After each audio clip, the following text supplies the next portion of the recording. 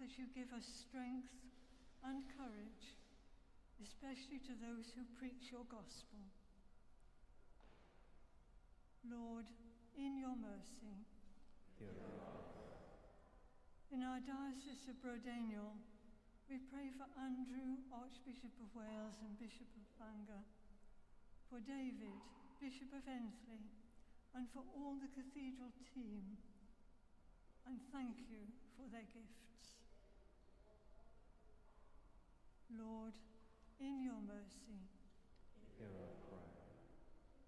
As we journey through this season of Lent, help us to resist the temptations around us, so that we may lead a life which reflects your love for us. May we be less selfish, more forgiving, and take care of our friends and neighbours. Lord, in your mercy. Hear our prayer. Holy Spirit, inspire of all that is good and true, come into our hearts and fill them with your light and strength. May we radiate your light despite our imperfection. Help us to despise all selfishness and fight against them with unfailing courage and resolve.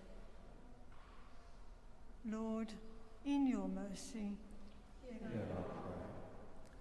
Father, send your light into the dark areas of this world where war, tyranny, and brutality reign.